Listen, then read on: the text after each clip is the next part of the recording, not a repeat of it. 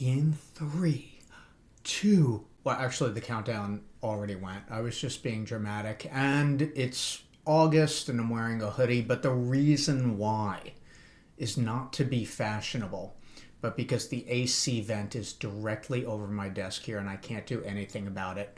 So it's either dress appropriately for the summer and be way too cold, which I hate, or wear the hoodie for this video.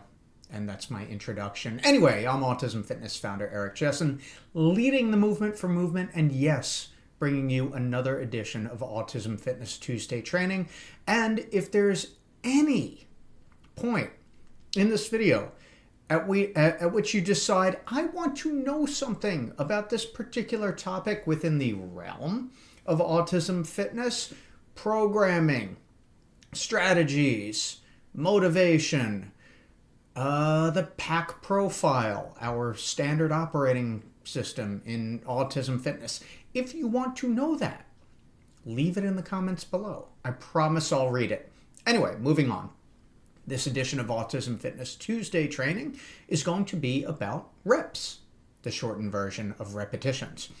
What are repetitions? They are the repetitive movement that is performed, usually repetitive, during a set. A set of what? A set of a particular exercise. So, for example, with push-ups or overhead presses, two of our upper body strength exercises that we use in the autism fitness curriculum, we typically do somewhere between 8 and 12 reps. Why? Why this number? Well, because that, based on all of the scientific evidence, is the best range, most of the time, speaking generally, where we're going to get hypertrophy, where we're going to get, which is muscle growth and development, and where we're going to get strength endurance also. So they kind of coincide. And particularly those for those individuals who are just starting out, so they're beginner, even some intermediate life skill athletes, I was going to say trainees, but we'll go with life skill athletes, are also going to get a strengthening effect from it as well. Now, strength is relative because we're not talking about maximal strength. I'll get to that a little bit later. Maximal strength is like single effort. We look towards powerlifting for that. So how much can you press or squat, press being the bench press, but press or squat or deadlift for one rep. That's not what we're talking about here, because it's not pertinent to probably high 90 something percent of the goals for our autism and neurodivergent athletes. It's not to say that someone on the autism spectrum can't go and do a powerlifting competition. Sure, great. But that's not really what we're talking about here. It's not really applying probably to the majority of the individuals that you're working with. Definitely not to the majority of individuals that I'm working with. So typically we're going to stay in that 8 to 12 rep range. Now, as always, let's look at it through the lens of the PAC profile. That is the standard operating procedure in autism fitness: physical, adaptive, and cognitive. So physically, as previously described, that 8 to 12 rep range is going to provide the desired training effect that we want, meaning that the exercise, once performed for X amount of sets, typically somewhere between 3 and 5 for most of our athletes, with, and this is exceedingly important and something that we discuss a lot in the autism fitness curriculum, with appropriate tempo and control and range of motion. This, and we're talking about the physical realm right now, is something that can often take a while for our autism and neurodivergent athletes to master, due to some of the complexities that arise with an autism diagnosis, typically motor control through that full range of motion, which, interestingly enough, is not all completely a physiological or strength deficit issue. There's a lot that's going on neurologically and neuromuscularly as well. But when we're looking at it from a physiological perspective, just in terms of programming, we want to stay in that 3 to 5 sets of that 8 to 12 rep range. So we're going to pick a weight if we're doing a loaded exercise that falls into the athlete's ability to perform that exercise as best as they currently can, even if they do need some support in the way of light physical guidance or a mirror prompt. Physically, it's a numbers game, really. It comes down to how many sets and how many repetitions are we going to need to perform that training effect. So, as I mentioned, 3 to 5 sets, 8 to 12 reps for most of the strength exercises, unless, of course, my nose always itches while I'm doing these. Normally, I just ignore it and ignore it, but I digress.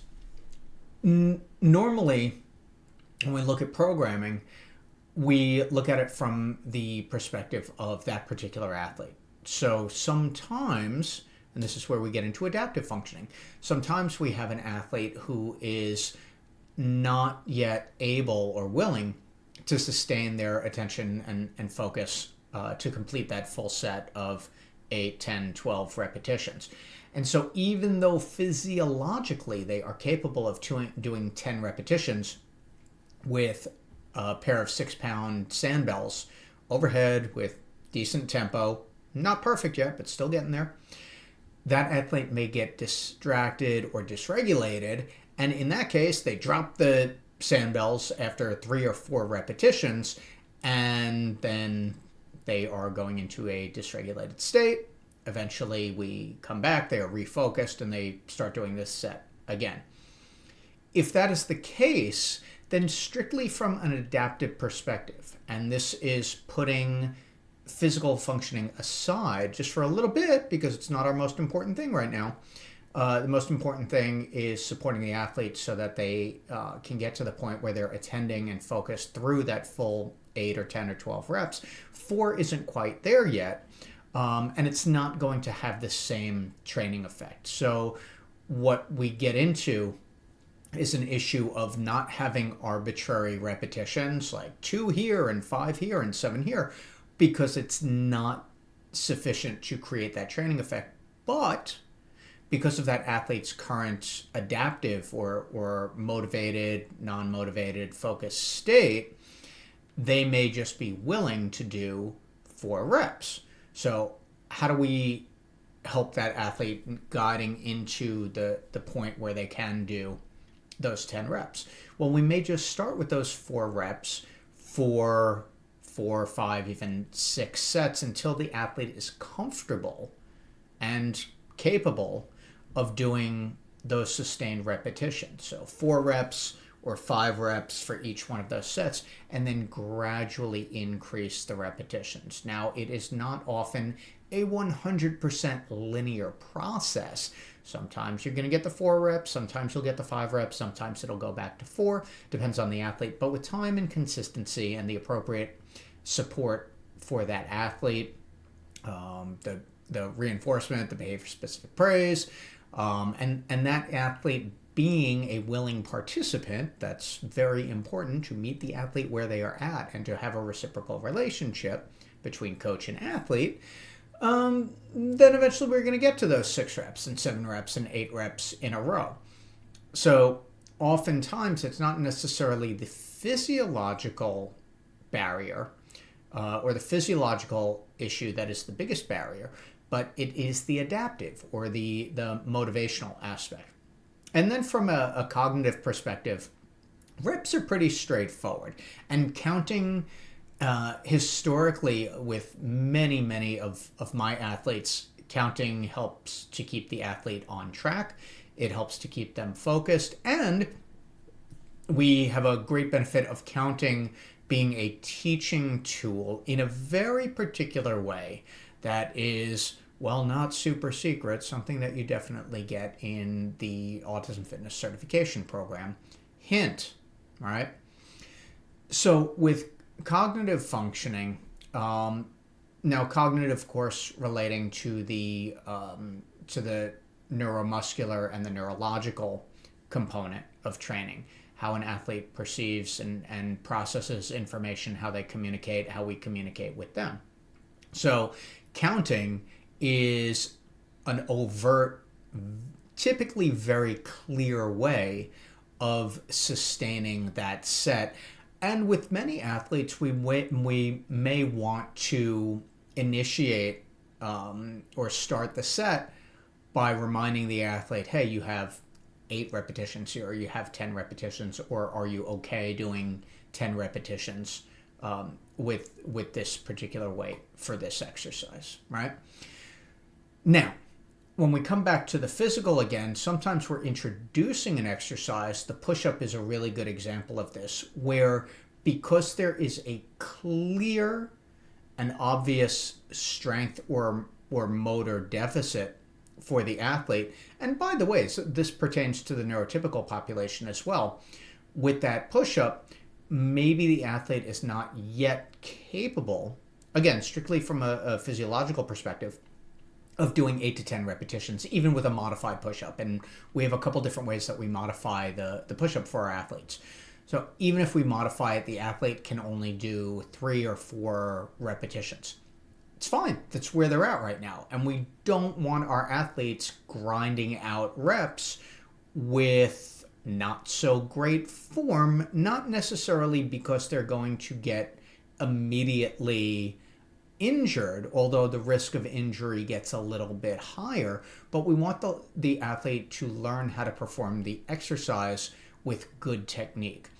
And when fatigue sets in, because the athlete can only sustain 3 or 4 repetitions, once they get to that 4th repetition, and then we want them to do 5, and the movement starts breaking down, it's not really to anybody's benefit. The athlete isn't getting anything out of doing the rep poorly, and even though we call it 5, it's not really doing the job that it's intended to do and create a training effect.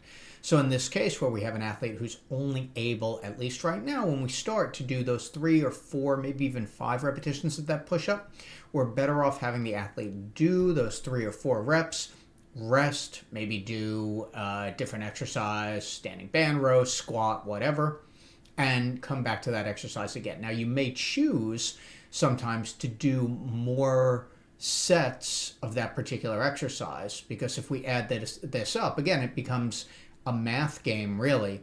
If we add up 4, 4, and 4, that's 12 total reps. Not bad, but if we can add a few more sets to that, because the athlete is doing roughly half of the repetitions that we would normally want in a strength exercise at this phase, then it makes sense, usually, again, as long as the athlete can maintain focus and maintain motivation and understands the expectation for the exercise, adding a 5th set to that, or even a 6th set to that, as long as we're not seeing fatigue set in a way where the movement really starts to break down.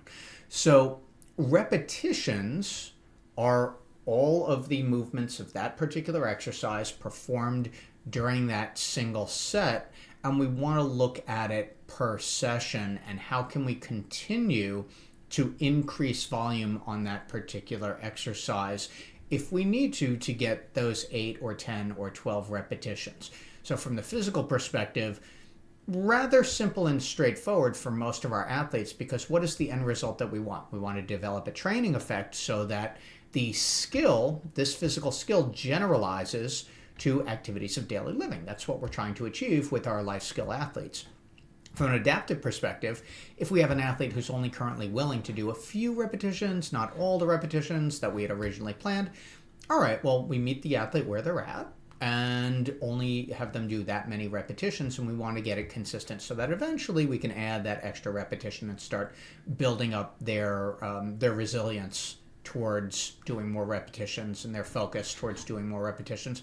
And then finally, from a cognitive perspective, really counting is a marvelous tool for keeping our athletes focused and letting them know what repetition they are currently on, because for anybody, again, neurotypical population included, it's easy to lose track of how many reps you've performed.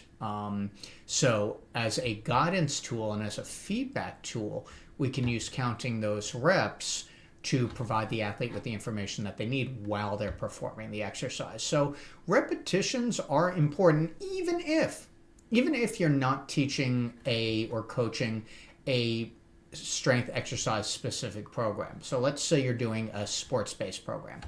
how many repetitions does that athlete need to do of that particular sports-based movement before they start to acquire this skill? So if 35 minutes goes by and they've only kicked the ball or only shot the ball into the hoop, you can tell my sports prowess right here. They've only done that 2 or 3 times. It's not enough, unequivocally not enough for them to develop the skill. So whenever there is a physical skill that we want to teach the athlete, there needs to be enough repetition of that skill so that the athlete can increase their physical aptitude, develop those motor neurons, develop those connections, develop the that motor skill so that it gets better, and so the athlete begins to generalize it to different situations. And those are repetitions. And I am Autism Fitness founder Eric Chessen, and you are liking this, subscribing, and leaving a comment below so that I know more of what you want to know about within the realm of autism and neurodivergent fitness training. Thank you for watching, and I'll be back again next week with another edition of Autism Fitness Tuesday Training.